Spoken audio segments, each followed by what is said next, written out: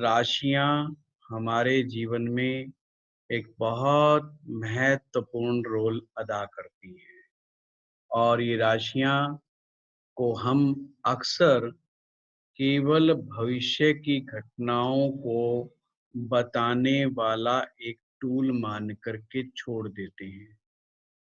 पर medical astrology में या आयुर्वेदा एस्ट्रोलॉजी में राशि का बहुत बड़ा महत्व है।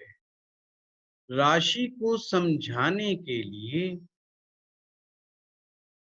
हमारे आयुर्वेदा एस्ट्रोलॉजी में काल पुरुष की एक कल्पना की गई है। जैसे कि ज्योतिष के अंदर काल पुरुष की कल्पना की गई है, उसका काल पुरुष अलग है। वास्तु में का काल पुरुष अलग है, उसका स्ट्रक्चर अलग है। हमारे यहाँ पर जो काल पुरुष की जो इमेजिनेशंस की गई है, वो श्री हरि नारायण से की गई। श्री हरि नारायण जो कि परम पुरुष कहे गए, काल पुरुष कि जिनका काल भी स्वयं कुछ ना बिगाड़ सके, जो कालातीत हैं, सदैव हैं, निरंतर हैं, नित्य नूतन हैं। 12 राशियां जब हम ज्योतिष में पढ़ते हैं तो हम कहते हैं पूरे भूखंड को यानी कि पूरी भूमि को, समस्त संसार को 12 पार्ट्स में डिवाइड कर दिया गया और हर पार्ट्स को एक नाम दे दिया गया और इस प्रकार से पूरे ब्रह्मांड को 12 पार्ट्स में डिवाइड करके 12 राशियां आइडेंटिफाई की गई। हम बहुत गहराई में तो नहीं जाएंगे ज्योतिष के उन बिंदुओं को लेकर के, क्योंकि हमारा यहाँ पर मेन टॉपिक वो आयुर्वेद है, मेडिकल एस्ट्रोलॉजी है, द साइंस ऑफ लॉन्जेविटी है। पर जो विद्यार्थी बिल्कुल नए हैं और एस्ट्रोलॉजी से बहुत ज़्यादा वाकिफ नहीं है, उनके लिए हम एक शुरुआती चर्चा आपके सामने करते हैं जिससे आपको समझ में आ जाए। जैसे ज्योतिष में पूरे भूखंड को 12 पार्ट्स में डिवाइड किया गया है, ऐसे ही भगवान श्री हरि विष्णु यानी कि पुरुष, परम पुरुष को पूरे शरीर को 12 पार्ट्स में डिवाइड कर दिया गया। 12 पार्ट्स। अब आपके सामने जो स्क्रीन सामने है, उसमें आप देखें और समझने का प्रयास करें कौन सी राशि शरीर के किस भाग से अटैच्ड है।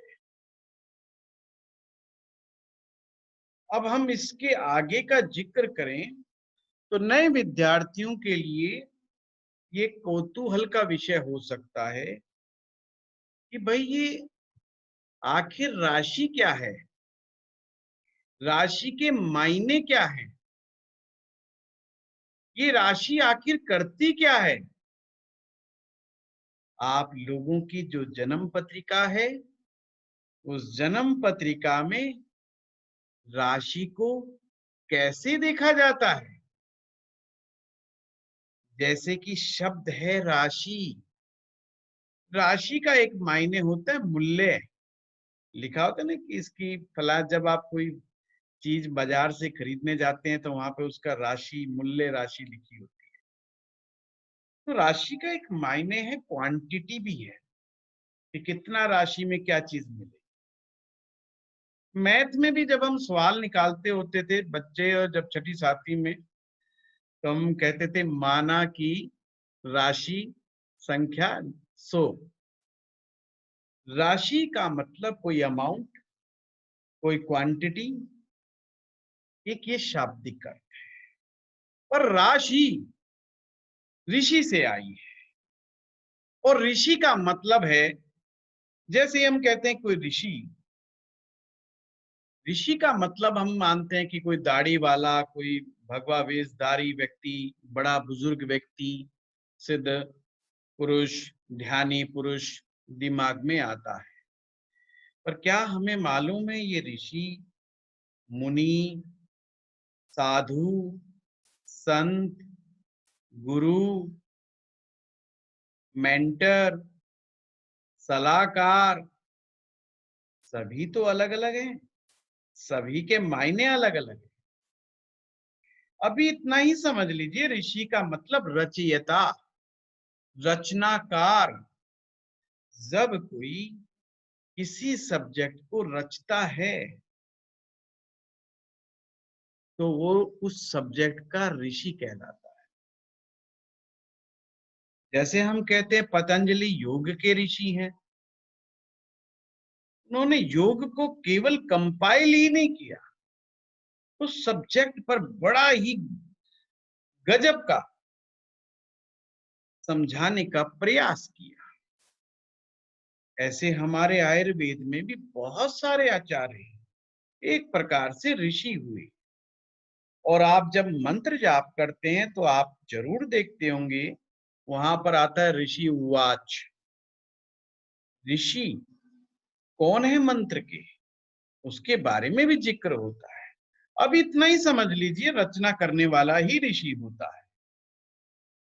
और रुचिकर सब्जेक्ट, रुचिकर विषय को लेकर के जब आप उसके मंथन में घुस जाते हो, उस विषय के बारे में दुनिया भर की रिसर्च करते हो, और कुछ मंथन के बाद अमृत तत्व निकाल करके लाते हो, और जो इस संसार को लाभ देने का कार्य करता है, ये जो अमृत तत्व है, तो व्यक्ति जब अमृत तत्व निकाल लेता है किसी विषय का, तो वो ऋषि कहलाता है।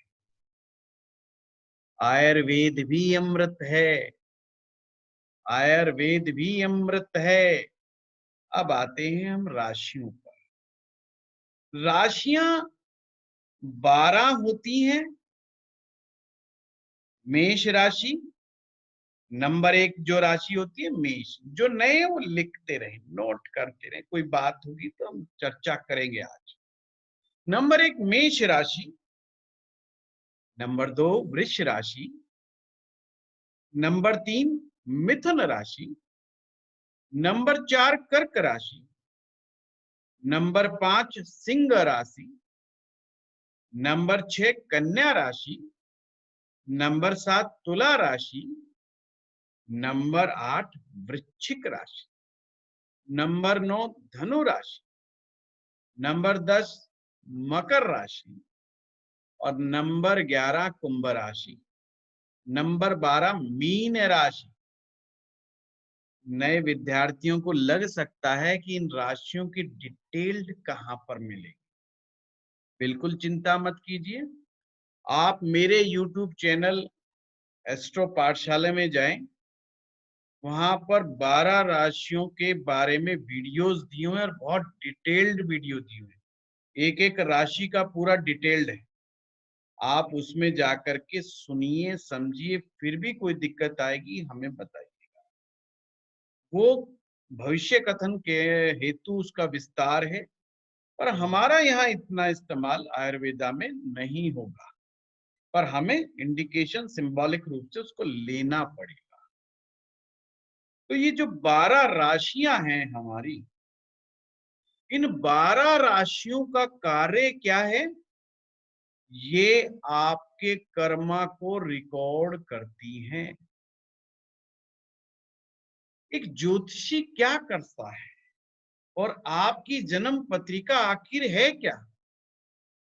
आपकी जन्म पत्रिका आपके पिछले कर्मों के आधार पर जो मानचित्र ब्रह्मांड में ग्रहों का, तारों का, सितारों का, नक्षत्र का जो बनता है, वो आपकी जन्म पत्रिका बनती है, जिसे प्रारब्ध कहा जाता है। एक प्रकार से आपकी जन्म पत्रिका पिछले कर्मों के आधार पर तैयार हुआ मान ग्रहों का मानचित्र है। Astrology is a science of prediction। पर किसके आधार पर? फिर कहूंगा पास्ट कर्मों के आधार पर। जब आप इस संसार में आते हैं, जिस क्षण आप इस संसार में आते हैं, माना कि इस समय 9:20 हुए हिंदुस्तान की घड़ी में, और इसी क्षण एक बच्चा पैदा होता है, तो ज्योतिषाचार्य क्या करता है?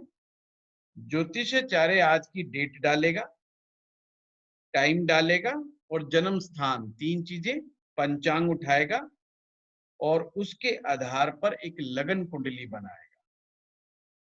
ये जो लगन कुंडली है, ये इसी क्षण का, जैसे 7/7/2020 आज की तारीख और 9:20 पर उस समय, उस क्षण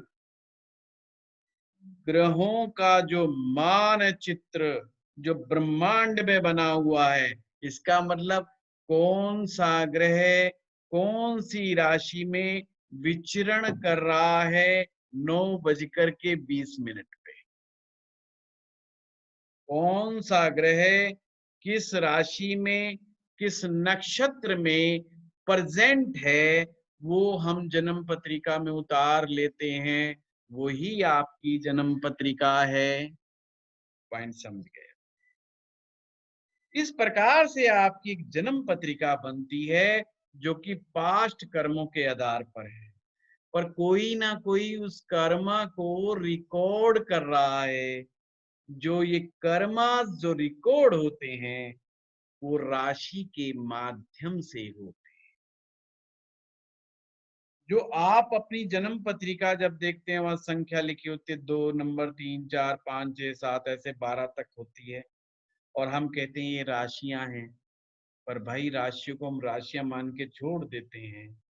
एक्चुअली में राशियों की स्टडी करने से आपको पता चलता है कि आप अपने पीछे कौन सा कर्मा साथ में लेकर के आते। राशि आपके मन को पूरा पूरा कंट्रोल करती है।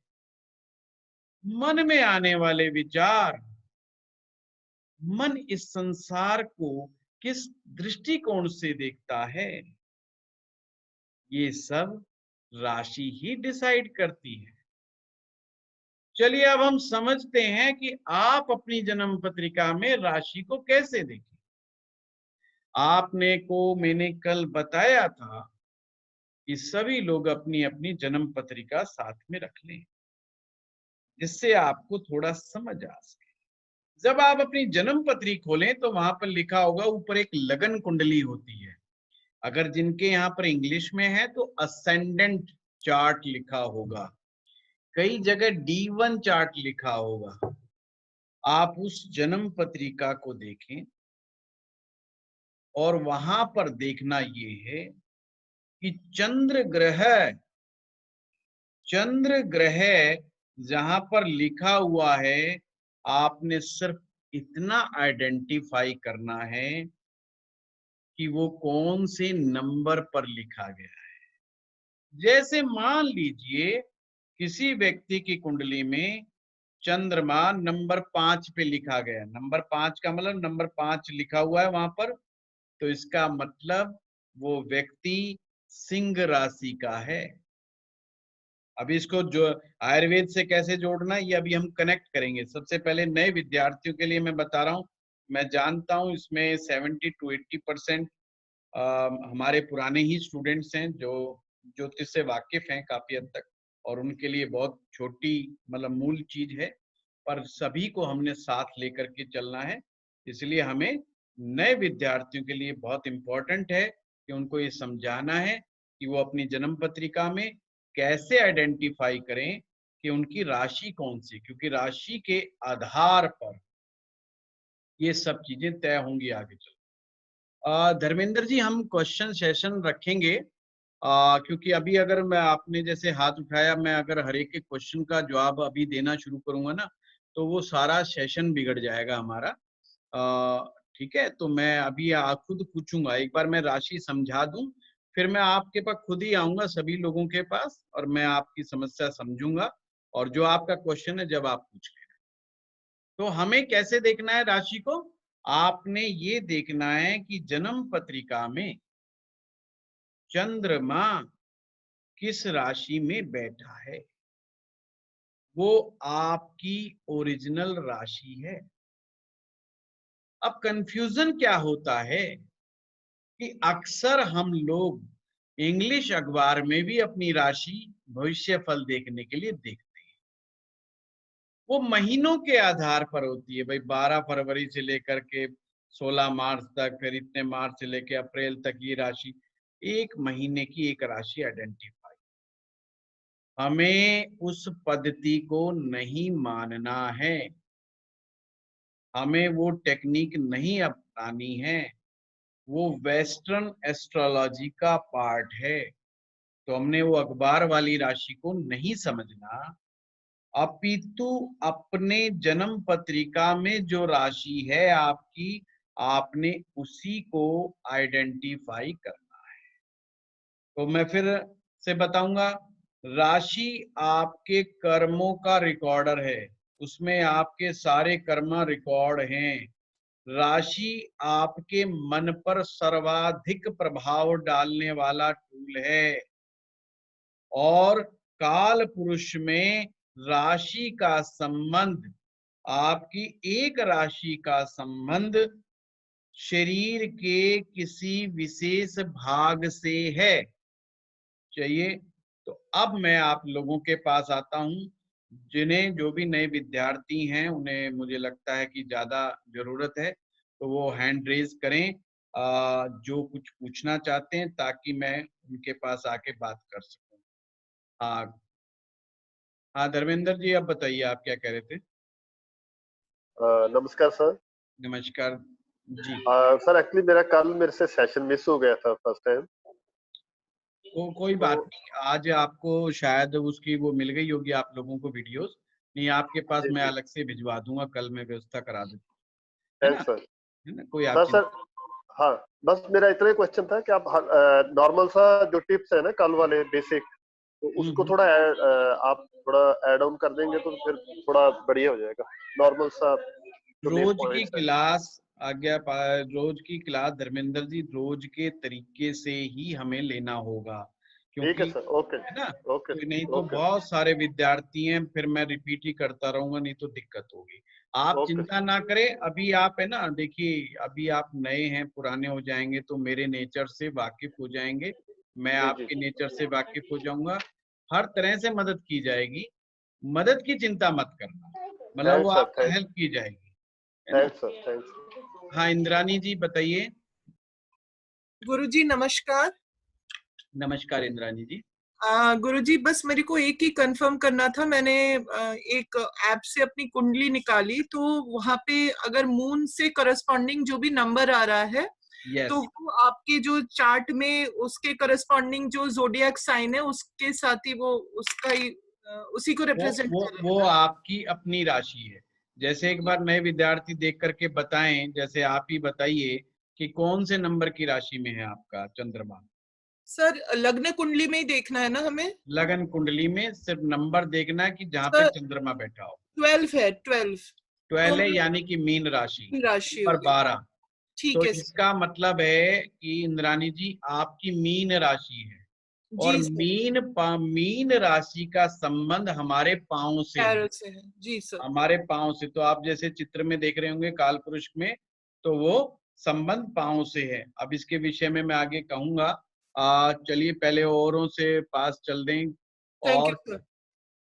देखिए, अगर जो नए विद्यार्थी जिनको ज्योतिष नहीं आता, प्लीज वो हाथ रेज करें, क्योंकि ऐसा ना हो मैं फिर आगे निकल जाऊं, तो उसमें फिर आपको बाद में समझने में दिक्कत हो। बिल्कुल किसी प्रकार का कोई हेजिटेशन ना फील करें। अपनी बात को रखें, क्योंकि अभी तो मामला रेक्टिफाई बड़े आराम से हो जाएगा, क्योंकि हमें ये राशि का मैटर को समझना है। चलिए, फिर इसका मतलब सभी को राशि का मालूम है, ठीक है। तो आपको अपनी अपनी राशियों को आइडेंटिफाई करना है। अब ये जो राशियां काल पुरुष की कुंडली में देख रहे हैं, काल पुरुष भगवान के साथ शरीर से जो अटैच्ड हैं राशियां, इनके बारे में मैं छोटा छोटा जिक्र करता हूं। और ये कैसे आप ज्योतिष में देख पाएंगे कि कौन सी राशि पर आपने अपनी एक तो जन्म पत्रिका लेनी है, और जन्म पत्रिका में ये ध्यान से देखना है कौन सा ग्रह किस राशि में है, वो भी मैं बताऊंगा। सबसे पहले आपका आता सिर। ये जो सिर है, इसका संबंध प्रथम राशि यानी कि मेष राशि से है। मेष राशि आपके दिमाग को, ब्रेन से रिलेटेड जितनी भी तकलीफें होंगी, चाहे सिर पे चोट लगने की बात हो या ब्रेन से रिलेटेड कोई दिक्कत हो, ब्रेन हेमरेज की समस्या हो जाए, ब्रेन में क्लॉट जम जाए, अन्य कोई मानसिक समस्या पैदा हो जाए, ये जभी होगा जब मेष राशि ज्योतिष के अनुसार पीड़ित होगी। समझ में आई बात?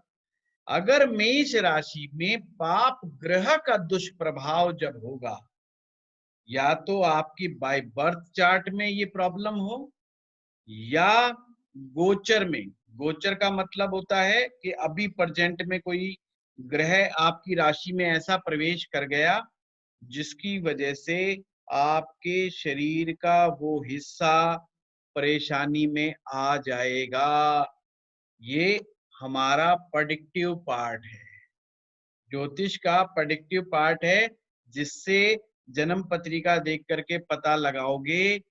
नंबर एक बात, मनुष्य की प्राइमरी प्रकृति क्या, प्राइमरी प्रकृति का मतलब नेचुरल प्रकृति क्या है, यानी जब वो पैदा हुआ तो उसके शरीर की प्रकृति क्या है।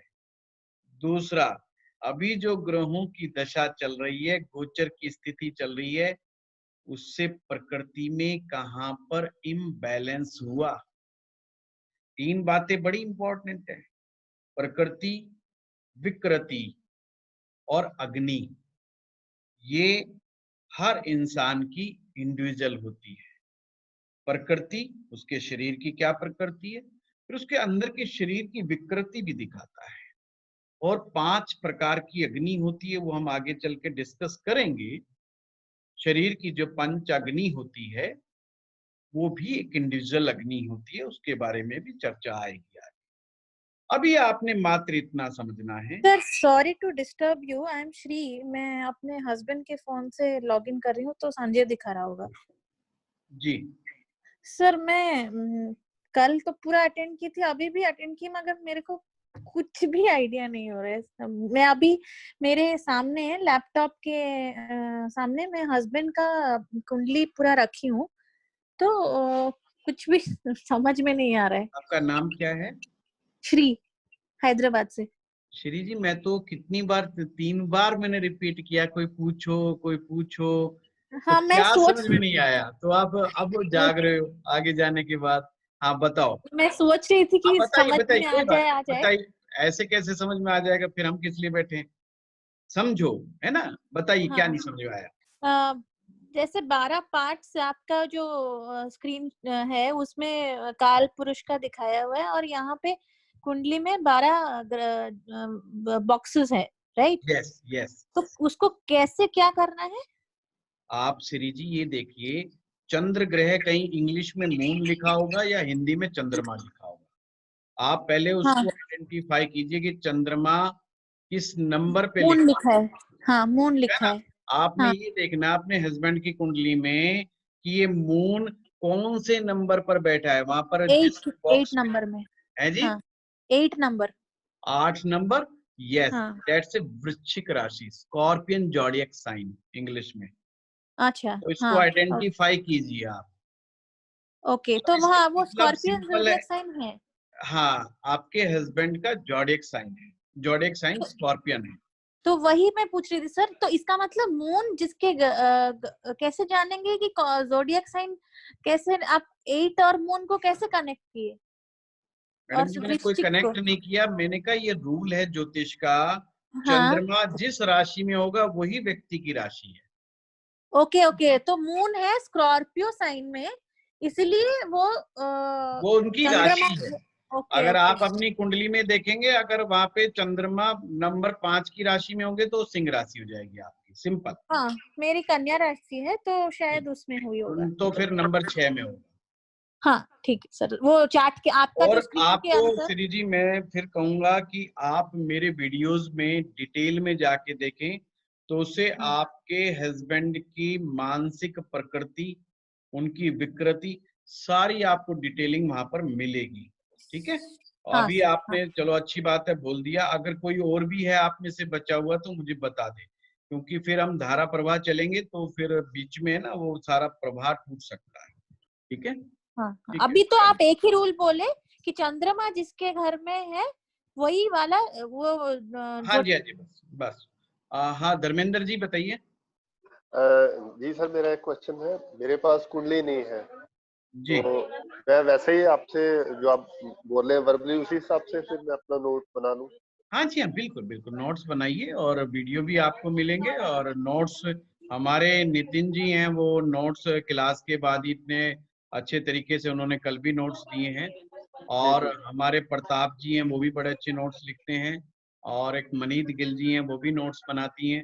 तो आपको नोट्स के कई टाइप मिलेंगे आपको हमारी क्लास में, तो उसकी चिंता ना करें। आप अपने एंगल से भी अपने नोट्स बनाइए, खुद की अंडरस्टैंडिंग सर से भी नोट्स बनाएं।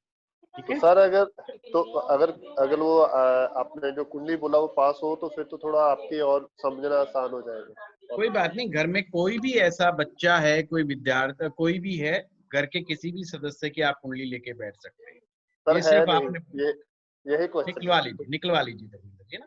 ठीक ठीक है, ठीक। ये कोई वो नहीं है। चलिए, तो इस प्रकार से हमने उसको शरीर के उस स्पेसिफिक पार्ट के साथ अटैच्ड करना है। और आपको ध्यान रखना है, जो आपकी अपनी राशि है उसका जो बॉडी का स्पेसिफिक पार्ट है वो बहुत मेन है। राशि का भी अपना खुद का एक नेचर होता है, राशि का भी अपना एक नेचर होता है। मन स्थिति संबंधी जितनी भी विकार होंगे वो राशि के द्वारा ही आइडेंटिफाई किए जाएंगे। फिर से बता रहा हूं, मन स्थिति का आकलन कोई व्यक्ति अपने मन से किस प्रकार के विचार लेता है, उसके दिमाग में किस तरह के ख्याल पैदा होते हैं, वो इस संसार को किस दृष्टिकोण से देखता है, इसके रेफरेंस के लिए आपको राशि को ही पकड़ना होगा। यहां पर दो धाराएं हैं। बीमारियां एक तो फिजिकल जो एलिमेंट होती हैं, जो शारीरिक व्याधियां होती हैं, एक तो उसका एक कारण होता है, एक लॉजिक होता है। लॉजिक में आपने गलत खान पान कर लिया है, गलत लाइफस्टाइल में चल रहे हैं आप, गलत कोई दवा का सेवन कर लिया है, कुछ भी गलत खा पी लिया है, एक तो ये बीमारी का कारण होता है। दूसरा सबसे बड़ा कारण होता है वो मानसिक है। जैसे हम कहते हैं कि भाई एसिडिटी हो गई। अब एसिडिटी को प्रथम दृष्टि देखा जाए तो सभी ये मानेंगे भाई खान पान की समस्या है, पर जो हमारा मनोविज्ञान है, आयुर्वेद का जो मनोविज्ञान है या ज्योतिष का जो मनोविज्ञान है, वो एक धारा की और बात करता है। वो बात करता है कि भाई खान पान की तो बात वो एक अलग फैक्टर है, कहीं ना कहीं एसिडिटी के पीछे आपका नेगेटिव थॉट प्रोसेस भी जिम्मेवार है, जिसकी अक्सर चर्चा नहीं होती। ये जो नेगेटिव थॉट प्रोसेस है, आपके अंदर एक स्पेसिफिक टाइप के ही विचार आना, ये राशि इस बात को डिसाइड कर। मान लीजिए जैसे एक एलर्जी का रोग होता है और अक्सर हमारे यहाँ पे कहा जाता है भाई एलर्जी की कोई दवा नहीं, इसको बस दबा दो, एलर्जी की कोई दवा नहीं है। तो माना ये जाता है कि आप कोई ऐसी चीज अंदर ले रहे हैं शरीर के जिसकी वजह से बॉडी वो रिएक्शन दे रही है और वो एलर्जी क्रिएट कर रही है, और ये एलर्जी की बीमारी हमें बड़ा परेशान कर देती है। तो माना ये जाता है या तो ये कोई फूड के द्वारा यानी कि भोजन के द्वारा या एटमॉस्फेयर में कोई एलर्जन हो जो हमारे को एलर्जी की समस्या पैदा कर दे, या कुछ स्पेसिफिक पॉइंट हैं, कुछ भोजन के कुछ पार्ट्स हैं, कुछ चीजें हैं जो हमें एलर्जी पैदा कर सकते हैं। और मनोविज्ञान कहता है एलर्जी नॉन एक्सेप्टेंस है जब आप रिलेशनशिप में किसी को एक्सेप्ट नहीं कर पाते, जब आप अपने एटमॉस्फेयर को एक्सेप्ट नहीं कर पाते, तो आपको एलर्जिकल प्रॉब्लम हो जाती है। एक्सेप्टेंस जो होता है, बीमारियों का एक्सेप्टेंस हो या रिलेशनशिप का एक्सेप्टेंस हो, एटमॉस्फेयर का एक्सेप्टेंस हो, बहुत बड़ी मेडिसिन है, बहुत बड़ी दवा है। हम अंदर से विरोध, हमारा पूरा मन तंत्र, शरीर तंत्र अंदर से विरोध जब कर बैठता है एटमॉस्फेयर का, रिलेशन का, तो हम एलर्जी के शिकार हो जाते हैं। तो ये मनोस्थिति के कारण हुआ। परंतु एलर्जी, अगर आप में से किसी को भी एलर्जी है तो ज्योतिष के अनुसार एलर्जिकल प्रॉब्लम्स के पीछे रीजन क्या है? दूध से बनी हुई चीज और नमक का किसी भी तरीके से एक साथ सेवन करना आने वाले समय में आपको एलर्जिकल प्रॉब्लम्स दे सकती है। अक्सर हम जब चाय पीते हैं तो उसके साथ पकोड़े खा लेते हैं या नमकीन खा लेते हैं, चलो और समझदार है तो हम बिस्कुट खा लेते हैं, बिस्किट में भी नमक है। और चाय में हम ये भूल जाते हैं कि इसमें दूध है। हम चाय को चाय समझ लेते हैं पर दूध को हम उसको समझ नहीं पाते। और जब चाय के साथ आप नमकीन या बिस्किट्स या अन्य चीजें खाते हैं, अगर आपकी बॉडी का इम्यूनिटी सिस्टम कमजोर है, वो भी पता लगेगा आगे जाके, इस कोर्स में सीखोगे कि बॉडी की इम्यूनिटी कमजोर क्यों होती है। तो आपको अगर बॉडी की इम्यूनिटी कमजोर है तो एलर्जी डेवलप हो जाएगी।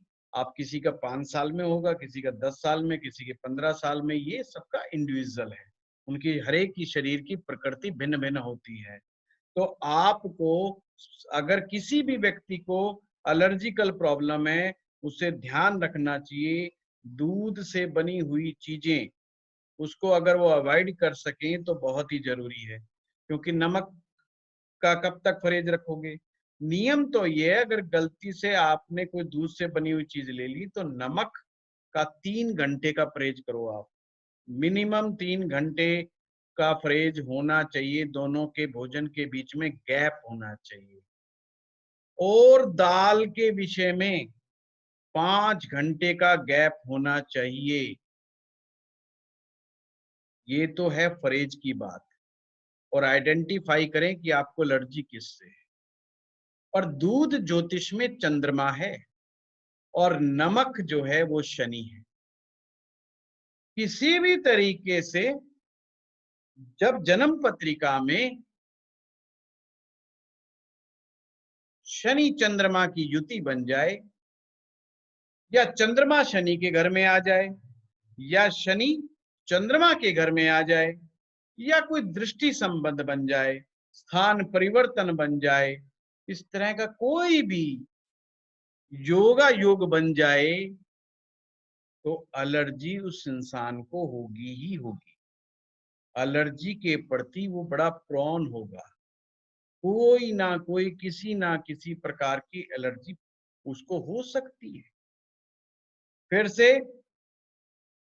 कहूंगा, श्वास की एलर्जी, डस्ट की एलर्जी, इवन कई लोगों को फूल से भी एलर्जी हो जाती है। फूल का अगर उनका वो गुल चला जाए, थोड़ा सा खुशबू के रूप में अंदर चली जाए, तो कईयों को एलर्जी हो सकती है। कुछ भी हो सकता है। राहु और चंद्रमा, जिसके बारे में कल मैंने क्लास में जिक्र किया था, ये भी श्वास संबंधी एलर्जी देते हैं, छाती संबंधी एलर्जी देते हैं, ब्रोंकाइटिस एलर्जी दे देते हैं, ये युति संबंध। चलो इसके बारे में तो हम बात करेंगे, पर मेरा बताने का मतलब एक ये था, ऐसे व्यक्ति का नेचर नॉन एक्सेप्टेंस टाइप होता है, यानी कि जिन लोगों के शरीर में एलर्जी डेवलप होती हैं, उनमें एक्सेप्टेंस लेवल कम होता है, फ्लेक्सिबिलिटी उनके जीवन में थोड़ा कम होती है, मन से कमजोर होते हैं। नॉन एक्सेप्टेंस होते हैं, मन से कमजोर होते हैं। जो लोग मन से बहादुर हैं, मन से स्ट्रांग है, मन उनका स्ट्रेंथफुल है, उनको एलर्जी डेवलप नहीं होती। और ज्योतिष में जब भी चंद्रमा राहु के साथ, शनि के साथ, सूर्य के साथ, केतु के साथ आएगा, आपका मन वीक हो जाएगा, और मन के वीक होने से कुछ चीजों की नॉन एक्सेप्टेंस आप में बढ़ जाएगी। फिर चाहे स्किन एलर्जी, श्वास की एलर्जी, भोजन की एलर्जी, नाना प्रकार की अलग अलग हो सकती है, वो इन्वेस्टिगेशन का विषय आपकी जन्म पत्रिका से। तो एलर्जी के पीछे नॉन एक्सेप्टेंस की विचारधारा बहुत हद तक जिम्मेवार होती है। इम्यूनिटी का बेस्ट इम्यूनिटी, आजकल इम्यूनिटी की बड़ी चर्चा हो रही है, आप सुन रहे चारों तरफ कोरोना कोरोना कोरोना फैल रहा हुआ है। आपको एक सूत्र देता हूं इसके विषय में। जो रिलेशनशिप होते हैं हमारे, वो हमारी इम्यूनिटी को सबसे ज्यादा प्रभावित करते हैं। अगर आप बहुत अच्छे रिलेशनशिप में हैं, निश्चिंत रहें, कुंडली में ग्रह कहीं भी कोई भी बैठा हो, अगर आप बेस्ट रिलेशनशिप में हैं, अगर आप अपने रिलेशनशिप को एंजॉय कर रहे हैं, तो आपकी इम्यूनिटी ऑटोमेटिक स्ट्रांग हो जाएगी। अगर ऑलरेडी आपकी इम्यूनिटी स्ट्रांग है और रिलेशनशिप गलत है आपका, चाहे वो संतान का और आपका हो, चाहे आपके और आपके जीवन साथी का हो, धीरे धीरे शरीर की इम्यूनिटी डाउन होती चली जाएगी। हमेशा ध्यान रखना, ये भी एक दवा है। अपना रिलेशनशिप, गलत रिलेशनशिप बीमारियों को, व्याधियों को आकर्षित करता है। अच्छा रिलेशनशिप बीमारियों को दूर लेकर के जाता है।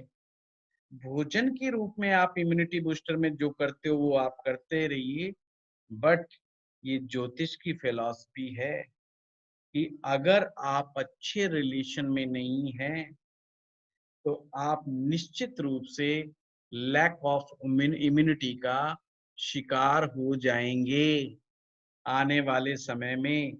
और वो 5 साल में हो, 10 साल में हो, वो डिपेंड्स ऑन दशा, कि कौन सी दशा से हम कितने ज्यादा बीमार हो सकते हैं, उसके विषय में हम आगे चर्चा करेंगे। तो आपको समझ में आया कि इम्यूनिटी, जो रियल इम्यूनिटी बूस्टर है, वो सब हमारे पास ही होता है।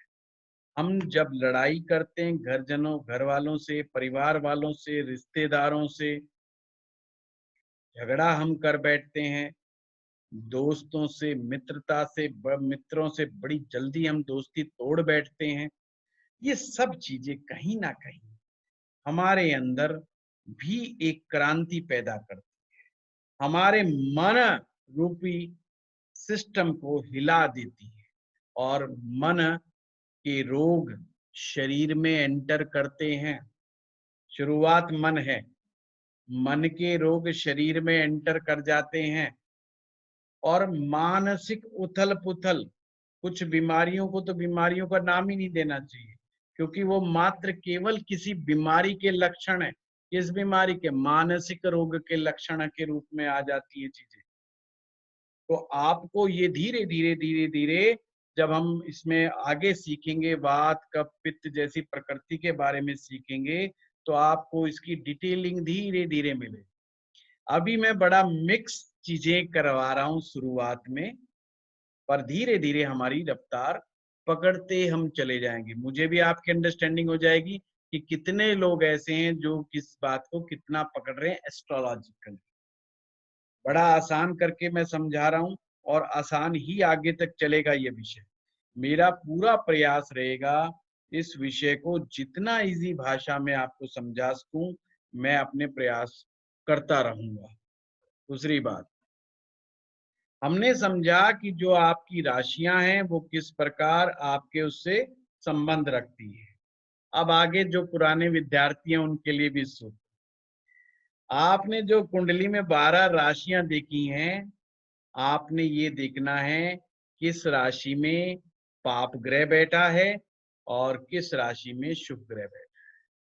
सभी विद्यार्थियों के लिए पाप ग्रह कौन कौन से होते हैं मैं बता देता हूं।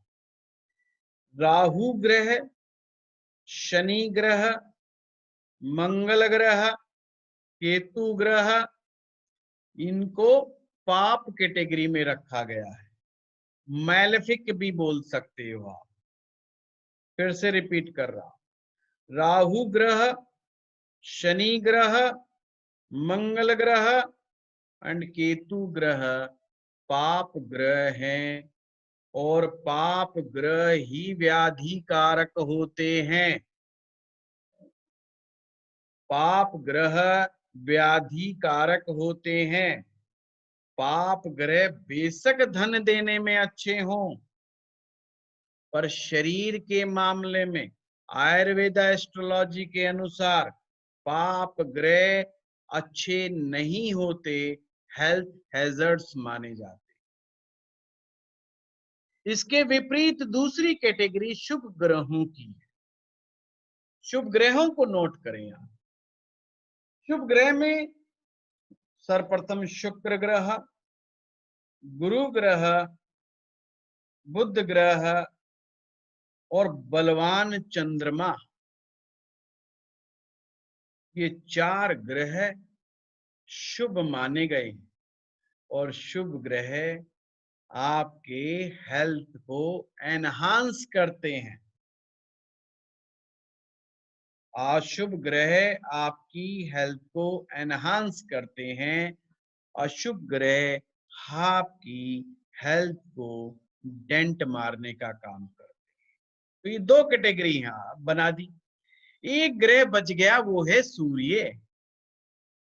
कल की जो क्लास थी मैंने बार बार जिक्र किया था, कोई भी रोग जब शरीर में एंटर करेगा तो बिना सूर्य की इजाजत के वो शरीर में एंटर नहीं कर सकता।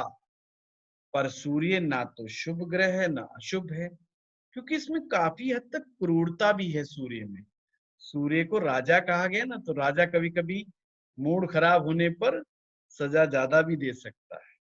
मूड का गुलाम होता है राजा, थोड़ा सा अपनी इमेज के प्रति बहुत ज्यादा वो हो जाता है, तो कुछ सही सही कहा नहीं जा सकता। रोग के विषय में भी इसको शुभ ग्रह की स्थिति में नहीं रखा जाता, क्योंकि इसकी प्रकृति गर्म है। वो आगे हम चर्चा करें। तो आपने देखा कि शुभ ग्रह और अशुभ ग्रह 2 कैटेगरी हमने बना दी, और सूर्य जो भगवान है उनको रक्षक के रूप में रख दिया कि भाई आप तो डिफेंस सिस्टम हो शरीर का, कि आप रोग जब तक नहीं घुसेगा जब तक आप कमजोर नहीं होंगे। शरीर का जब तक डिफेंस सिस्टम कमजोर नहीं होता कोई भी रोग शरीर में एंटर नहीं होता। ये परिभाषाएं हैं डॉक्टरी भाषा की, या एक आम आदमी के समझने में काम आती हैं परिभाषाएं कि रोग किस प्रकार से हमारे शरीर में एंटर करते हैं। अब हमने करना क्या है, ये आपके लिए सभी के लिए एक होमवर्क है। अपनी पुराने स्टूडेंट्स के लिए खास करके सभी अपनी अपनी कुंडली में ये देखें कि किस राशि में कौन सा पाप ग्रह बैठा हुआ है, किस राशि में कौन सा पाप ग्रह बैठा हुआ है। और कन्या राशि के मामले में विशेष सावधान। कन्या राशि रोग देने में बड़ी क्षमतावान होती है, बड़ी सामर्थ्यवान होती है, और कन्या राशि में जो ग्रह बैठेगा वो पक्का रोग देगा ही देगा, उससे बचना बड़ा मुश्किल है। फिर मैं बता रहा हूं आप सभी के लिए होमवर्क, आपने अपनी जन्म पत्रिका में आइडेंटिफाई करना है कि आपका कौन सी राशि में पाप ग्रह बैठा है। वो पाप ग्रह को आइडेंटिफाई करना है। पाप ग्रह 4 हैं बताए मैंने, शनि, राहु, मंगल, केतु, ये 4 ग्रह, इनको आइडेंटिफाई कीजिए। अगर आप में से कुछ विद्यार्थी ग्रुप में भी अपनी कुंडलियां डालना चाहते हैं सिर्फ ये आइडेंटिफाई करने के लिए, तो भी डाल सकते हैं। पुराने विद्यार्थी मदद कर देंगे उनको ये बताने में कि अगर किसी को नहीं समझ में आ रहा तो हमारे जो पुराने स्टूडेंट बहुत अच्छे हैं वो मदद करेंगे आप सभी की, कि किस तरीके से कौन सा पाप ग्रह किस राशि से संबंध बना करके बैठा हुआ है। तो इस प्रकार से ये आपके लिए एक होमवर्क बना है और आप इनको आइडेंटिफाई करें। ये पाप ग्रह ही उन राशियों में रोग पैदा कर रहे हैं। अब मान लीजिए जैसे कि सिंह राशि, अब आप चित्र में देख रहे हैं कि सिंह राशि का संबंध काल पुरुष के पेट से है, स्टोमक, पेट से रिलेटेड है सिंह राशि। अगर सिंह राशि में किसी व्यक्ति की कुंडली में राहु ग्रह विराजमान है, तो राहु क्या है? पाप ग्रह। तो वो सिंह राशि को पीड़ा देगा, और जब सिंह राशि पीड़ित होगी तो वो पेट को पीड़ा देगी। ये एक सामान्य सा नियम है बीमारी को आइडेंटिफाई करने। फिर से, अगर माना किसी व्यक्ति की सिंह राशि में राहु बैठा है तो राहु पाप ग्रह हो गया। तो जब पाप ग्रह है तो वो पेट को डिस्टर्ब करेगा। चलो राहु मत लो, शनि ले लो। शनि अगर सिंह राशि में बैठा है, राशि वही है देखो, बस इतना आसान टेक्निक बता दी कि पाप ग्रह बैठा है, शनि बिठा दिया हमने जी, तो भी व्यक्ति का पेट डिस्टर्ब रहेगा। आप देखते हैं कई बार, मैंने कल भी इस बात का जिक्र किया था, कुछ लोग भोजन में, खान पान में बेचारे बड़ी सावधानी बरतते, उसके बावजूद वो किसी स्पेसिफिक प्रॉब्लम के शिकार होते हैं। कि जैसे मेरे पास कई बार एक ऐसे केस भी आया कि एक सज्जन ने मुझे कहा कि साहब जो मैं कुछ भी खा लूं एसिडिटी होनी ही होनी, खिचड़ी खा लूं तो भी, सिंपल अपने फल फ्रूट खा लूं तो भी, नहीं खाऊंगा तो भी, और खाऊंगा तो भी एसिडिटी होना ही होना है। उसकी कुंडली में दोष था। चलो एस्ट्रोलॉजिकली तो जो बताया सो बताया, उसकी रेमेडी बताई कि आप जो भी खाएं भगवान को भोग लगा करके खाना शुरू करो, डायरेक्ट मत खाइए, आपकी एसिडिटी में प्रभाव पड़ेगा।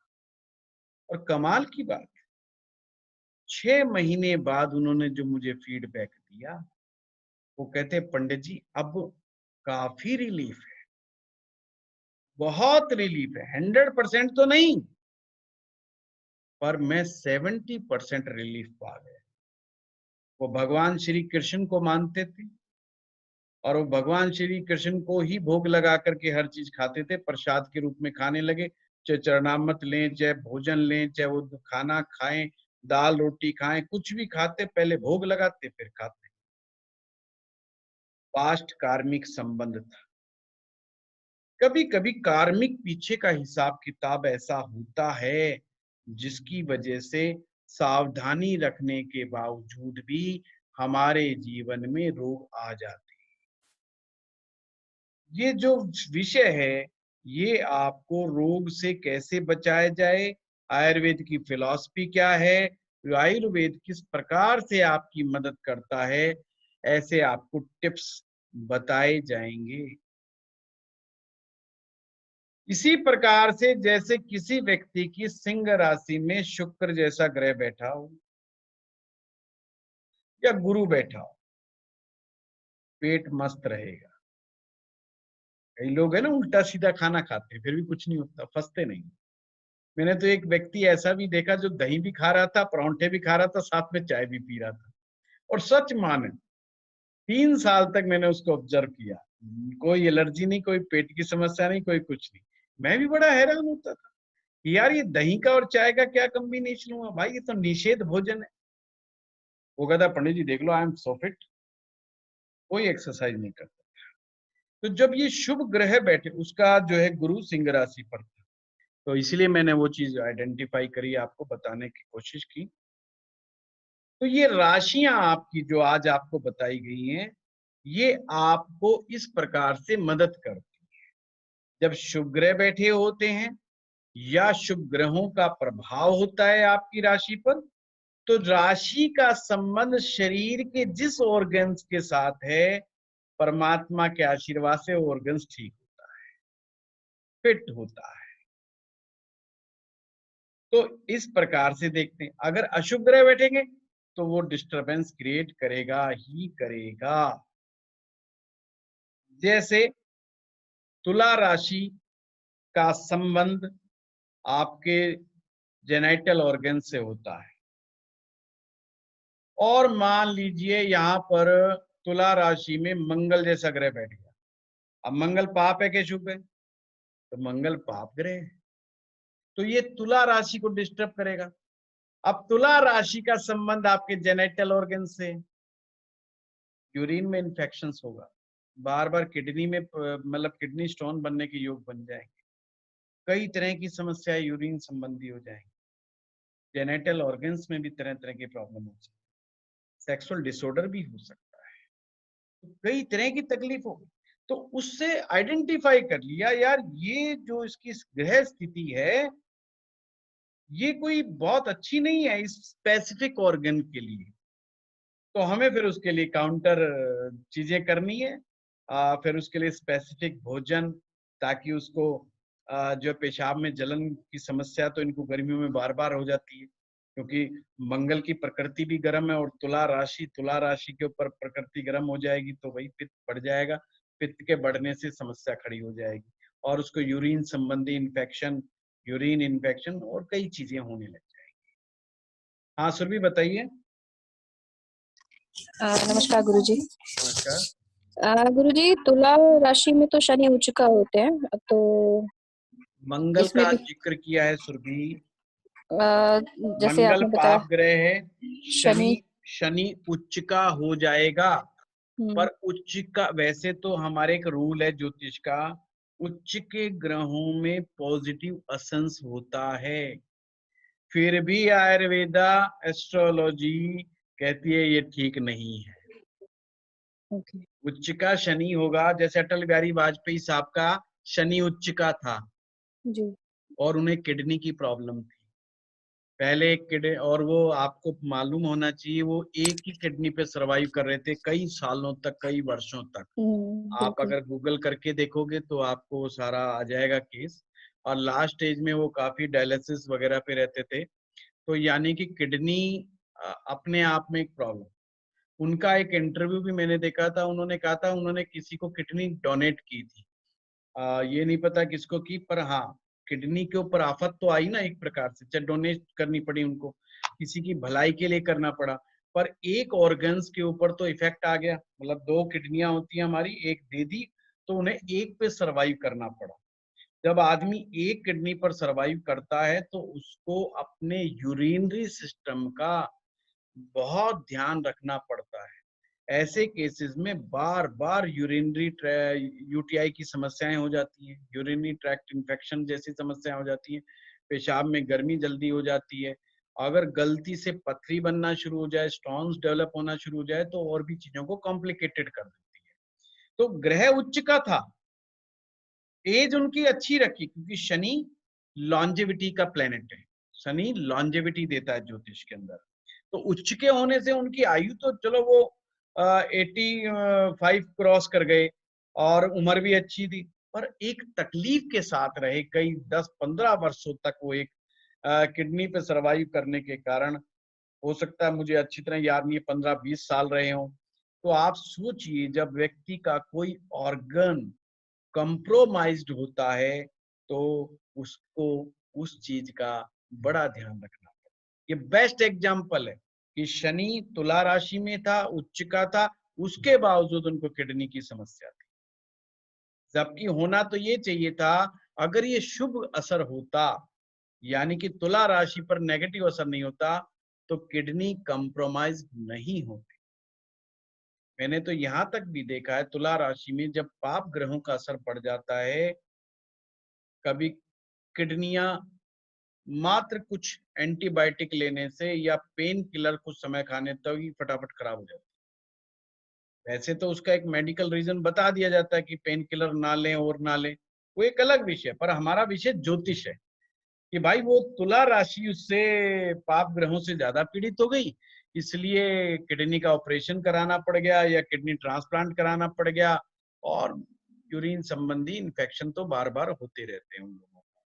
तो ये पाप ग्रहों का एक दुष्प्रभाव है। ये मैंने बड़ी आसान टेक्निक बताई, इसलिए मैंने कहा सिर्फ आपने 2 कैटेगरी बनानी है, शुभ ग्रहों की और अशुभ ग्रहों की, और सिर्फ राशि में देखना शुभ बैठेंगे अशुभ बैठेंगे। और फिर हम देखेंगे एक वही डिफेंस सिस्टम, और डिफेंस सिस्टम हमारा सूर्य है। सूर्य मजबूत है, डिफेंस मजबूत है, फाइट होती रहेगी, युद्ध होता रहेगा, और वो कोशिश करेगा कि कोई रोग शरीर में एंटर ना कर जाए। डिफेंस सिस्टम कमजोर है फिर तो भाई घुसेगा ही घुसेगा। और कहां पर सबसे ज्यादा बड़ा अटैक होगा?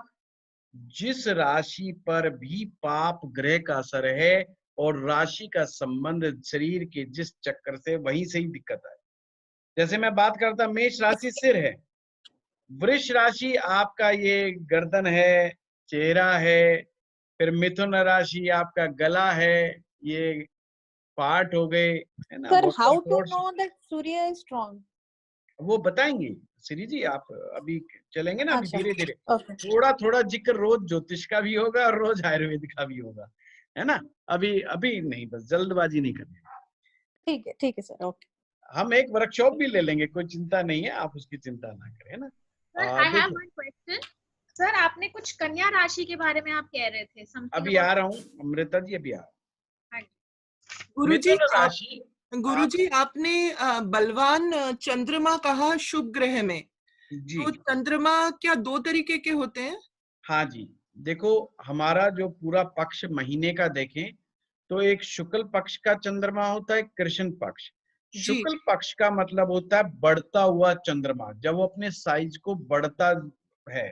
जी जी जी। 15 दिन जब पूर्णता की तरफ आता है, जिसे हम पूर्णिमा बोलते हैं, उस दिन उसे फुल मून कहा जाता है, फुल मून होता है। फुल मून से अगले दिन प्रतिपदा लग जाती है और वो per day down down down down अपने साइज को डिक्रीज करता हुआ चला जाता है और लास्ट में गायब हो जाता है। जी उसे हम अमावस्या कहते हैं। जी। जो ये अमावस्या वाला चंद्रमा होता है, अमावस्या की तरफ बढ़ता हुआ चंद्रमा होता है, ये कमजोर चंद्रमा माना जाता है। जी ओके। पूर्णिमा की तरफ बढ़ता हुआ चंद्रमा बली चंद्रमा माना जाता है। मान लीजिए कोई बच्चा आज पैदा हुआ और पता चला जी आज कल है पूर्णिमा है, तो आज इसका मतलब चतुर्दशी है, तो वो पूर्णिमा की तरफ बढ़ता हुआ बच्चा पैदा हुआ, तो इसका मतलब चंद्रमा उसका बलवान है, स्ट्रॉन्ग है, ठीक है, स्ट्रॉन्ग है। पूर्णिमा के 6 दिन बाद तक भी चंद्रमा में बलवान रोशनी रहती है, मतलब चंद्रमा की रश्मियां रहती हैं पूर्णिमा से 6 दिन बाद तक, और अमावस्या के अगले 6 दिन तक भी चंद्रमा में पूर्णतया अच्छी ढंग से रश्मियां नहीं आती, इसलिए वो अगले 6 दिन तक कमजोर ही माना जाए। तो वो कुंडली से हमें पता चल जाता है? हाँ, तारीख देखो कि बच्चा, मतलब मान लीजिए आप अपना ही देख रहे हैं तो आप यह तिथि देखिएगा वहां पर कि अच्छा। कौन सी तिथि में आप पैदा हुए, अच्छा और अच्छा फिर में अच्छा आए ना। तो अच्छा मान लीजिए आप द्वादशी में पैदा हुए, द्वादशी 12 तो इसका मतलब क्या है, 3 दिन के बाद पूर्णिमा आ जाएगी, तो आप बढ़ते हुए तो वो चंद्रमा में आ बलवान हो। गए। तो वहां शुक्ल पक्ष और कृष्ण पक्ष लिखा रहता है कि अच्छा शुक्ल सर, पक्ष है इसका मतलब बढ़ता हुआ, कृष्ण पक्ष का मतलब घटता हुआ। द्वादशी सही तो है, कृष्ण पक्ष में भी आएगी, तो क्लियर सर। द्वादशी अगर कृष्ण पक्ष की आई तो चंद्रमा को कमजोर कर दिया, अगर जी। शुक्ल पक्ष की आई तो चंद्रमा को मजबूत कर दिया। जी एक सर। और तरीका है, जी सर। अगर सूर्य चंद्रमा आमने सामने बैठे हो कुंडली के अंदर, सूर्य चंद्रमा आमने सामने बैठे हो, आमने सामने का मतलब कोई पहले भाव में बैठा है, कोई 7वें भाव में बैठा है, तो अगर बैठे हो तो भी चंद्रमा बली होता है। और सूर्य चंद्रमा अगर साथ में बैठ जाए जो कुंडली में, ओके। समझो वो अमावस्या का है, उसका ओहो। जन्म ही अमावस्या का। Okay sir. चंद्रमा सूर्य के जितने निकट आता चला जाएगा उतना ही अमावस्या का योग बन जाएगा, ओके सर, सूर्य क्लियर सर। चंद्रमा कमजोर हो जाएगा। जी sir, thank you sir. Sir आप बोले बली हो जाता है मतलब? Strong, strengthful, okay. बलवान।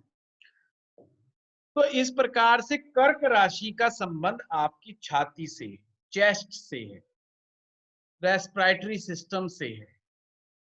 सिंह राशि का संबंध आपके पेट से है, और कन्या राशि का संबंध आपके हिप्स, ये जो कटी प्रदेश कहलाता है, इनसे कन्या राशि का संबंध बनता है।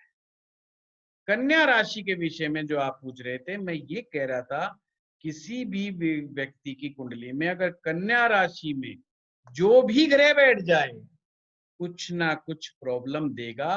कन्या राशि एक प्रकार से रोग की देने वाली सर्वाधिक बलवान राशि मानी जाती है, इसीलिए कन्या राशि का बड़ा ध्यान रखने वाली बात होती है, ये एक नियम है।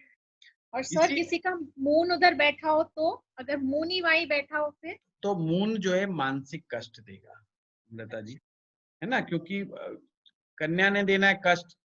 अब चंद्रमा है मन, तो चंद्रमा बैठा है तो कफ संबंधी विकार देगा, मानसिक रोग, कफ माने कोल्ड से रिलेटेड तकलीफें देगा, छाती से संबंधित तकलीफें देगा, ये कफ की बीमारियां आती हैं, वो हम डिटेलिंग करेंगे। अभी इतना मान लीजिए स्ट्रेस देगा क्योंकि चंद्रमा का मन से संबंध। ठीक है। तुला राशि जेनाइटल ऑर्गन्स। वृश्चिक राशि, वृश्चिक राशि में हमारे कुछ गुप्त बीमारियां, गुप्तांग से संबंधित जो प्रॉब्लम्स होती हैं वो वृश्चिक राशि में कवर होती हैं। धनु राशि का संबंध आपकी जंघाओं से है, थाई। फिर मकर राशि का संबंध आपके घुटनों से है, नी।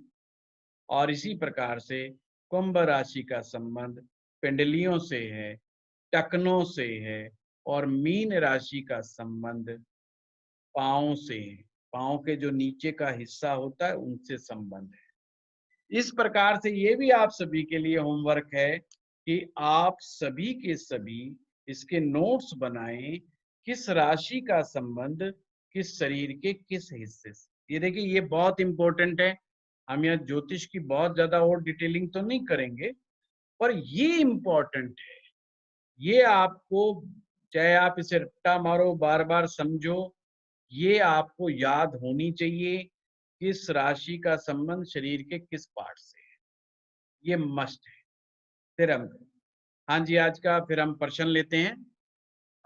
किसी का कोई प्रश्न है तो बताएं, फिर इसको एंड अप करेंगे। सर सचिन बात कर रहा हूँ। हाँ सचिन जी।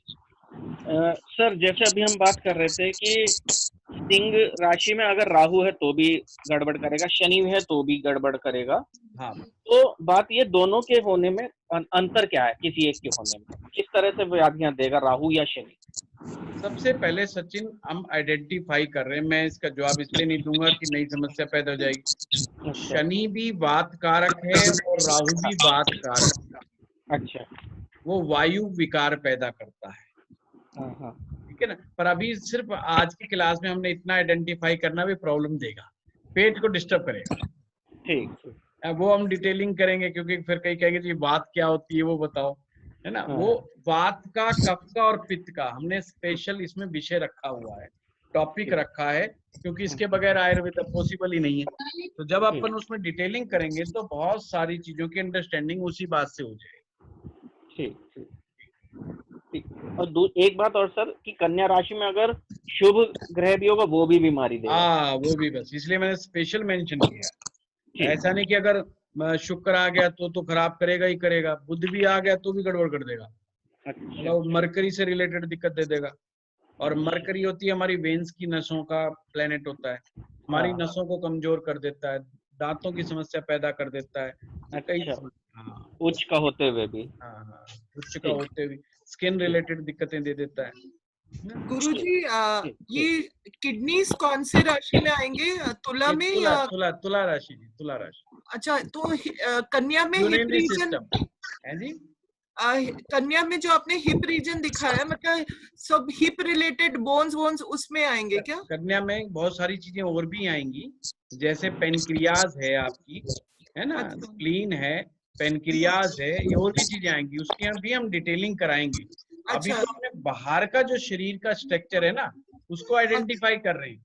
अभी हमारे वाइटल ऑर्गन जैसे हार्ट का हमने जिक्र नहीं करा, हार्ट का संबंध जो है सिंह राशि से, तो फिर हम डिटेलिंग भी करेंगे। जैसे लीवर का भी यहाँ पे कोई जिक्र नहीं आया, जी जी किडनी जी का नहीं आया, है जी ना, सर। बहुत सारी चीजें हैं जो इंटरनल ऑर्गन्स हैं, उनका अभी हम नहीं जिक्र कर रहे, क्योंकि बाहर का जो शरीर दिखाई दे रहा है काल पुरुष का, हाँ उनका उस राशियों से क्या संबंध है। ठीक तो है सर। जैसे पेट का भी पेट की समस्या, पर पेट की तो बहुत सारी समस्याएं हो सकती है, जी जी सर। कॉन्स्टिपेशन भी पेट की समस्या है, गैस्ट्रिक प्रॉब्लम भी पेट की समस्या है, कॉलन से रिलेटेड यानी इंटेस्टाइन से रिलेटेड भी है, और अल्सर जैसी समस्या भी पेट की समस्या, बहुत सारी चीजें है ना, वो आगे हम करेंगे। जी सर, थैंक यू। सर एक सवाल था हाँ जी, कि कोई पीड़ित राशि जिस भाव में होगी उस भाव का भी कोई रिलेशन होगा बीमारी से? हाँ होगा, पर राशि एकदम इम्पैक्ट शो करती है प्रताप जी, इसलिए सबसे पहले हमने राशि को लिया है। यहाँ पर भाव का भी होता है, नो डाउट, तो आगे चल के कराएंगे जी। गुरुजी, हाँ मंजीत जी बोलिए। गुरुजी, कन्या राशि का आपने जैसे बताया कि वो कुछ ना कुछ प्रॉब्लम देगा, पर अगर वहां पे कोई ग्रह ना हो तो भी वो अपना कुछ ना करेगा ना, या सिर्फ बच इफेक्ट नहीं गया होगा? बच गया, वो बच गया, कुछ तो फायदा अच्छा। होना चाहिए, है ना, वो सिर्फ ग्रह बैठने पर है, ऐसे कन्या राशि पड़ी पड़ी कुछ नहीं करेगी। गुरुजी नितिन ठीक है, बोल रहा हूँ। हाँ नितिन जी बताइए। सर मैं ये कह रहा था, कल आपने बताया था कि जो राहु की जो प्रकृति है वो वेस्टर्न कल्चर को अपनाने की है, ठीक है ना, वो हाँ। पश्चिम मतलब वहीं की तरफ लेके जा रहे हैं, इसी वजह से शनि की प्रकृति, नितिन जी दोबारा सुनिए, शनि की प्रकृति वेस्ट है, राहु की प्रकृति सीमाओं को, बंधन को तोड़ देना। हाँ, ठीक है सर, अपनी बिल्कुल। कल्चर को तोड़ना, अपने कल्चर को तोड़ता है राहु। नहीं मैं ये कह रहा था सर, जो वेस्टर्न कंट्रीज के लोग हैं बड़े हेल्थी माने जाते हैं, वहां का 70 साल का आदमी भी बड़ा हष्ट-पुष्ट होता है, तो उसका कारण क्या है सर? फिर आप थोड़ा सा, आपको हिस्ट्री में जाने की जरूरत है, इंडियन आदमी की ताकत का पता लगाइए, आपको पता चल जाएगा इंडियन आदमी भी कोई कम मजबूत नहीं था, सब वो पश्चिम के कारण हम कमजोर हो गए, ये समझिए आप। ठीक है सर, ठीक है सर, ठीक। महाराणा प्रताप की अगर हाइट और अगर उनके बारे में भी अगर आप पढ़ भी लेंगे तो आज भी हमें पसीने आ जाते हैं, अंग्रेज क्या करेंगे उनके साथ। तो अरे सर, अगर ये कन्या राशि में 2 या 3 ग्रह बैठे हो ज्यादा तो परेशानी ज्यादा है? हाँ परेशानी ज्यादा हो जाती है। ठीक है। हाँ जॉय मुखर्जी, आपका बताइए, कोई क्वेश्चन है, आपने हाथ ऊपर कर रखा है। जी सर, मैं जॉय चक्रवर्ती हूँ। एक मिनट सभी हाथ खड़ा कीजिए, मैं आ रहा हूँ सभी के पास। हाँ जॉय बोलिए। हाँ सर नमस्कार, मेरा प्रश्न ये है कि मेरा मेष राशि में 4 ग्रह है। अच्छा। तो उसमें सारे जो रोग है वो क्या मतलब सर में हाँ कर सकते हैं, सारे नहीं करेंगे, सारे नहीं करेंगे जॉय, जो पाप ग्रह होगा, समझिए बात, पाप ग्रह सिर्फ परेशानी पैदा करेगा, शुभ नहीं। अच्छा सर, पर मेरा तो सर में कोई रोग तो नहीं है, मेरा आप आइडेंटिफाई कीजिए जॉय, पहले आप आइडेंटिफाई कीजिए पाप, आप है ना ग्रुप में भेजिएगा अपनी, इसलिए मैंने सभी को कहा, अभी आप नए हैं तो हो सकता है कंफ्यूजन खड़ा हो सूत्र को समझने में, तो हमारे पुराने जो स्टूडेंट्स हैं वो सब आपकी मदद करेंगे, ताकि मुझे ज्यादातर जो प्रॉब्लम है सर वो नॉर्मली सर्दी का है, तो सर्दी सब आ जाएगा उसमें, सब आ जाएगा, वो चिंता मत करो, है ना। ठीक है, और जो है यहाँ पर इंद्रानी जी यहाँ बताइए, सर आपने कहा कि कन्या राशि को संभाल के रहना चाहिए, तो ये कोई एज पर ज्योतिष का नियम है या इसका भी कोई लॉजिक है कि सिर्फ कन्या राशि को कन्या राशि जब हम देखेंगे, अभी मैं आपको कराऊंगा शरीर की प्रकृति और शरीर की विकृति। जो शरीर की जो विकृति होती है वो कन्या राशि में जाके फॉल करती है, या जो हमारा ज्योतिष में रोग भाव होता है वो छठा भाव होता है। छठा भाव रोग भाव है। अच्छा सर। और काल पुरुष की कुंडली के अनुसार जो कन्या राशि फॉल करती है वो रोग भाव में फॉल करती है, इसीलिए वो रोग देने में ज्यादा सक्षम होती है। Okay sir, clear sir, thank you. हाँ संजना जी बताइए। सर अगर एक राशि में 2 प्लैनेट्स हैं, लाइक शनि और मंगल, हाँ जी, तो वो दोनों ही पाप ग्रह हो गए जी, तो किसका इफेक्ट ज्यादा होगा सर? दोनों में ये देखना पड़ता है संजना जी की किसकी डिग्री कम है। सबसे कम डिग्री का प्लेनेट जीत जाता है और उसी का इम्पैक्ट सबसे ज्यादा होता है। मान लीजिए एक ग्रह 0 डिग्री से 30 डिग्री के बीच में होता है जी। तो अगर मान लीजिए मंगल 5 डिग्री का है और 8 या 9 डिग्री का शनि है, तो डिग्री कम हुई मंगल की, तो मंगल जीत जाएगा। तो फिर मंगल अपना इम्पैक्ट दिखाएगा। तो मंगल का इम्पैक्ट होता है, मंगल नेगेटिव पित्त होता है। अब आगे बताऊंगा आपको कि नेगेटिव पित्त से कौन कौन से रोग होते हैं, पर गुस्सा जल्दी पैदा कर देगा। और अगर इसके विपरीत शनि जीत जाएगा, मतलब शनि कम डिग्री का हुआ, तो फिर वो पेशेंस देगा, गुस्सा देगा, पर आदमी उस गुस्से को बाहर नहीं निकालेगा। अगर मंगल जीत जाएगा तो आदमी गुस्से को बाहर भी निकालेगा, अपना पूरा रिएक्शन शो। शनि अगर हो जाएगा तो फिर वो रिएक्शन नहीं शो, पर गुस्सा होगा अंदर, वो अंदर ही अंदर घूमता रहेगा। ओके। हाँ राहुल जी।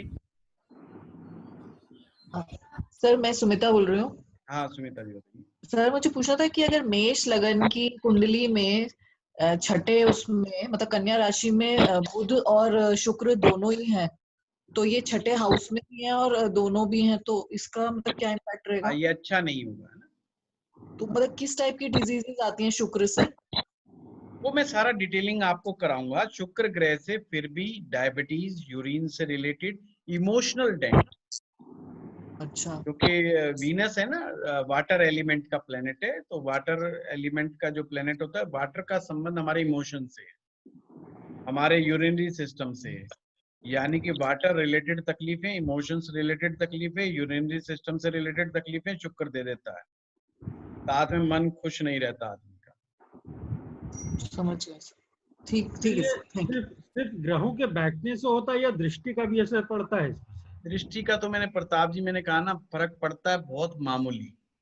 ठीक। मतलब वो अमूल चूल परिवर्तन नहीं कर सकता। जी नेहा जी बोलिए। मैं अभी आ रहा हूँ सभी के पास, प्लीज जिनको मैं कहूँ वो एक बार कीजिए, नहीं तो गड़बड़ हो जाएगा। हाँ नेहा जी आपने हैंड रेज किया हुआ है, एनी क्वेश्चन? अनम्यूट कर लो अपने आप को। हाँ जी नमस्कार। नमस्कार। हाँ जी नेहा जी। मेरा जो लग्न चार्ट में मैंने देखा कि मेरा सन और शनि दोनों साथ में बैठे हैं, 7वीं राशि 7वां घर जो कि है तुला राशि। तुला राशि में आपने कहा सूर्य शनि साथ में बैठे हैं ना? हाँ, और दोनों की डिग्री सन के 24 से और सैटर्न की 25। आवाज कट गई आपकी नेहा जी, क्या कहा? सूर्य की डिग्री और शनि की डिग्री ऑलमोस्ट सेम है, 24 25। हाँ तो ऑलमोस्ट सेम नहीं कहेंगे हम, 1 डिग्री का डिफरेंस आ गया।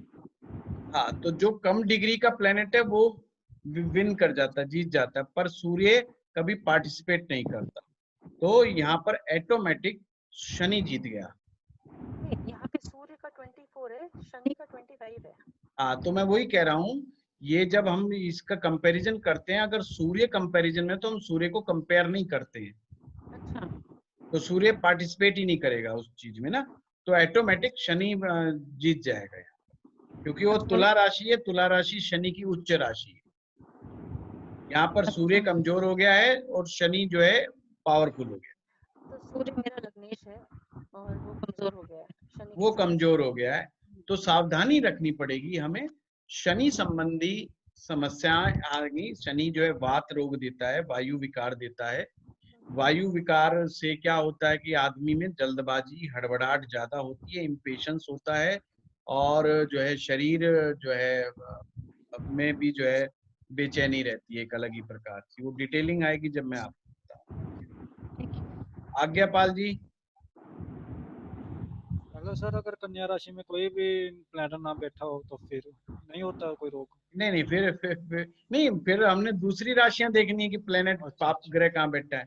कन्या राशि का तो ध्यान रखना है विशेष रूप से, क्योंकि वहाँ शुभ भी बैठ जाएगा तो भी दिक्कत दे देगा। हाँ जी, वही मैं बोल रहा हूँ। हाँ, अगर इसलिए कोई भी राशि ना अगर बैठा हो तो फिर ना बैठा हो तो कोई भगवान का शुक्र मनाओ, अच्छी बात है। ठीक है सर, थैंक यू।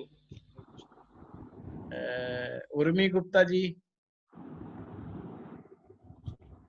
मेरा एक ही क्वेश्चन है, आपने कहा था Saturn gives long life, longevity, yes, longevity, but Saturn is also the one to make the body ill. yes, व्याधि कारक का।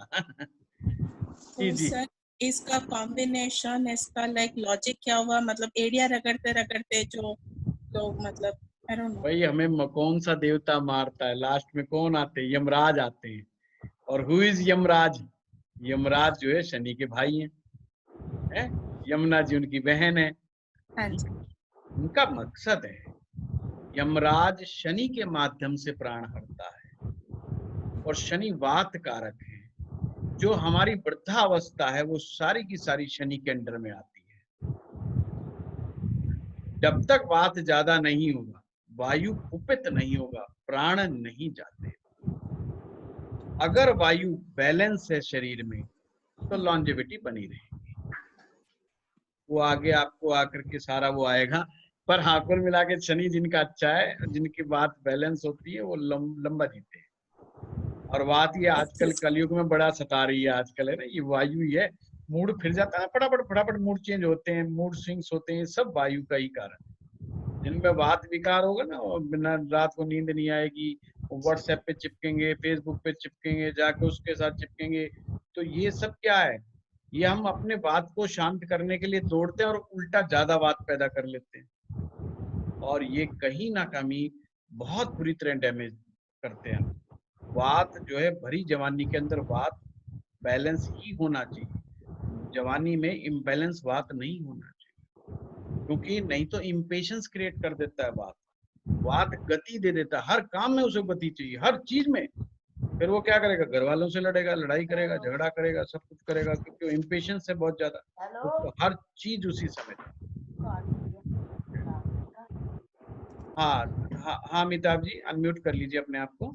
जी तो सर मैं जानना चाहता था, इसमें क्या पाप ग्रह को न्यूट्रलाइज कर देता है शुभ ग्रह, या क्या होता है कि बिकॉज व्हाटएवर दे डू कुछ होता नहीं है? मतलब क्या रीजन क्या है सर?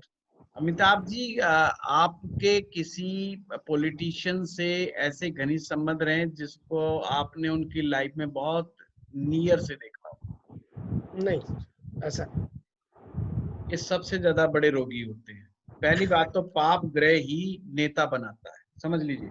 शुभ ग्रह जिनके होते हैं वो कभी नेता नहीं बनते। अच्छा। शुभ ग्रह इंसान एंजॉय करता अपनी लाइफ को, बीवी के साथ, बच्चों के साथ, विद बेस्ट रिलेशनशिप, अपना प्लान बनाता है फ्यूचर के, मस्त रहता है, रिस्क नहीं लेता जी। टोटल नेतागिरी रिस्क जोन में रहती है। तो रिस्क जोन में खतरों से खेलने का मादा सिर्फ पाप ग्रह दे सकते हैं, और पाप ग्रह ही बीमारी देते हैं। अगर मैं मोटा मोटी बात करूं, क्योंकि मेरे पास पॉलिटिशियन बहुत आते हैं और मैं पॉलिटिशियंस के साथ बहुत ज्यादा मैं रहा हुआ हूं, और हमारे घर पे आना जाना बहुत ज्यादा है इन लोगों का, और चुनाव के समय तो ये बढ़ जाता है। ये हर ज्योतिषी के साथ है, ये नहीं कह रहा कि मेरे साथ ही है, पर हर एक के साथ है।